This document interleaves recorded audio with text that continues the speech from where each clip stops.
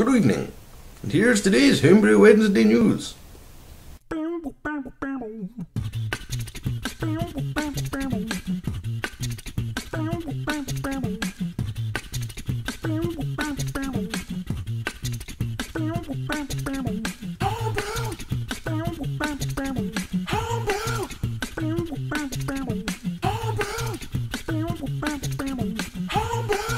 You're watching Homebrew, hosted by Big Secu at secu.com.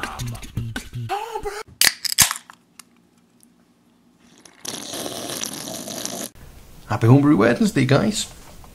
Thank you once again for tuning in to another Homebrew Wednesday update from me, Big Secu. This one's going to be less fancy, I'm afraid, this week, as I don't have loads of time to edit and these videos, because of all the chopping and changing, whilst visually stunning, of course, they take a little bit of time to edit, and I don't have loads of time this week, but I wanted to make a video. I think it's important because I've received, and you're currently sitting on a keg right now. Rockabye baby,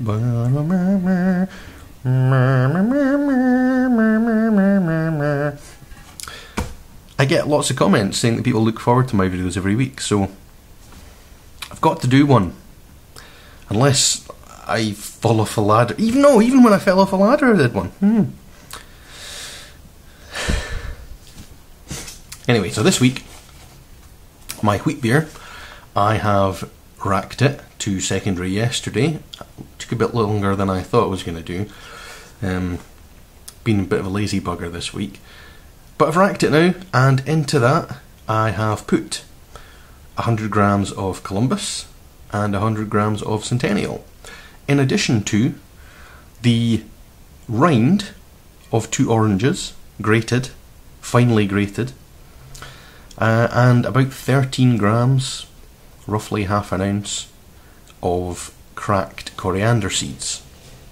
So I put all of that into the into a big bag that I've got, big mesh bag, like a paint strainer thing. Put that all into that bucket, and it's currently smelling really good, nice and zesty. Now let's have a look at that wheat beer right now, to show you how much hops I put in my beers. Give you some idea, baby. Oh yeah. So here is the wheat beer. Let's have a look at how much we've got. Oh, how much you like? How much you like? So there is dry hopping, and then the orange rind and coriander. Smells fantastic. Yummy, yummy.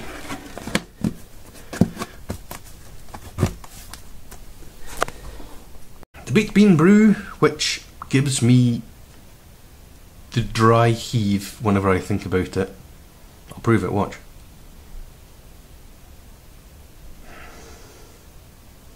See? Wasn't kidding. Is progressing.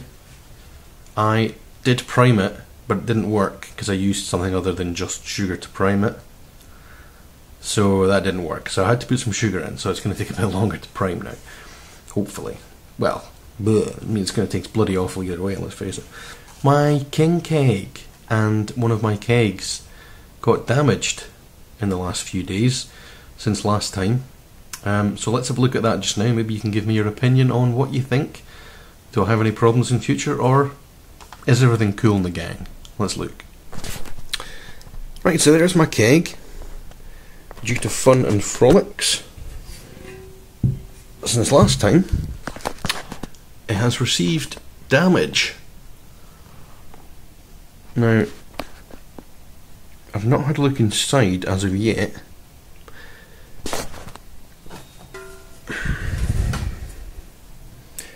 There we go. So it's a little bit squashed on one side. There's no leakage of fluid, so it's not ruptured. I'm going to have a look inside with a light. But some guys on Facebook were saying that they thought it would probably be okay. What do you think? Do you have experience of mini kegs? Should that be thrown away? Is it a liability? Or should I be alright with that? Also, due to the same fun and frolics, my Beer King dispenser got broken. Somebody, I think, tried to pull this part directly up out the keg, and as you can see, if I bring it into the light, come into the light, I've had to super glue it, and it seems to be holding for the moment, but I'm kind of wondering, like this whole part here was detached from this part here. I'm kind of wondering, once pressure is applied from the CO2 capsule, etc., is it all gonna fall apart and be tears before beer time? Thoughts on that? If you're a mini keg enthusiast, or if you have experience on mini kegs, that'd be useful. So there you are. The guys on Facebook seem to think I'd be okay with the keg. I never actually mentioned the whole tap thing. Sorry. So when I was on holiday, I tried another hop cider. I'm always pleased to try hop ciders because they're one of my favourite things, as you know. This one was from Dave Lucas, the Welsh brewer, and Dave did two different kinds. He did a low alpha version using low alpha hops, and a high alpha version, obviously using high alpha hops. So I tried the low alpha version. Now Dave did tell me what was in it. I think there's Goldings and Cascade and something else that I don't quite remember right now. But it was very tasty. Delicious. Yeah, I really liked that. So let's have a look at it. Boom. Right, so it's the last day of my holidays, and I'm going to try out this low alpha hop cider from Dave Lucas, the Welsh brewer. Thanks, Dave. I'll give this a bash just now. Now, I normally use high alpha hops for my hop ciders, so this will be an interesting comparison.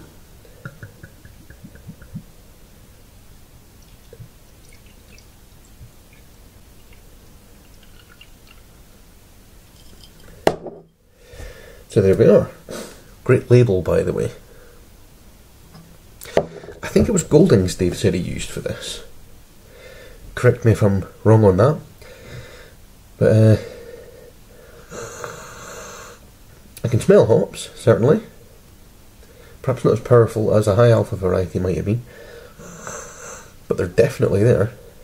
And my nose is all blocked up. Let's give it a bash. Cheers, Dave.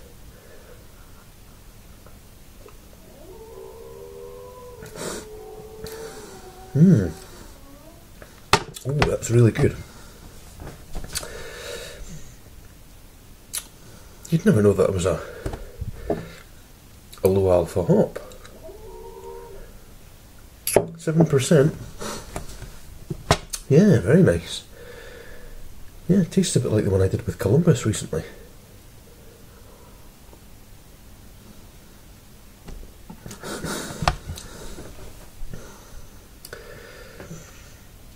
That's really tasty. I'll need to ask you, Dave, what the hops were in the low alpha version, but that's really good, mate. Phones. Cheers. So I'm going to be doing another brew, another kit enhancement brew, because I have a mountain of kits. One day I'll take this up into the loft and show you how many I've got left. But I'm going to be doing a brew possibly later tonight, maybe tomorrow. I'm going to mix together a Geordie Scottish export kit with a Young's Harvest bitter kit and a kilo of sugar. And I'm aiming for... That was horrible. So I'm aiming for a beer of about 7.98%. But I'm going to dry hop that one as well, obviously. What else am I going to do? It's me, I'm going to dry hop it. So suggestions for dry hopping, please, for that one. So that's going to be obviously a brown ale, a cross between a Scottish brown ale, an export, and an English brown ale, a bitter.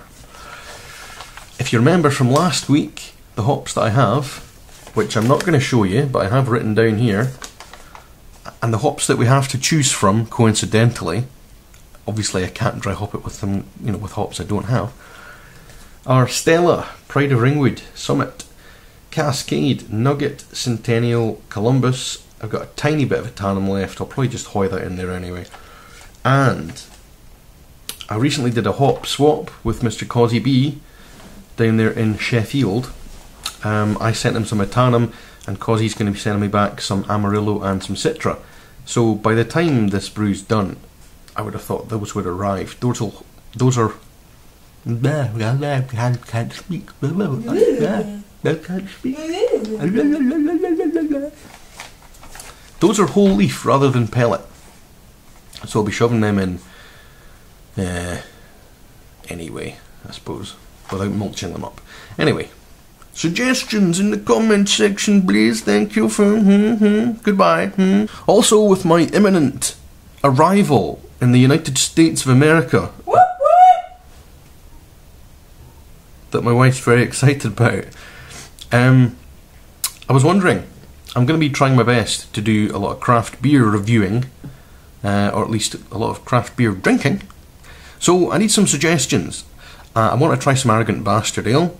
I'd really like to try and get hold of a Pliny the Elder. I've seen one called Resin. I'm not sure which brewery that's by.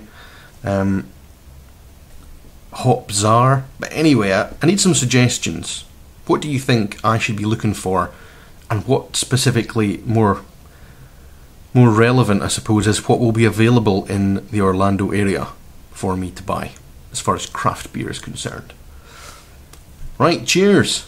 See you later.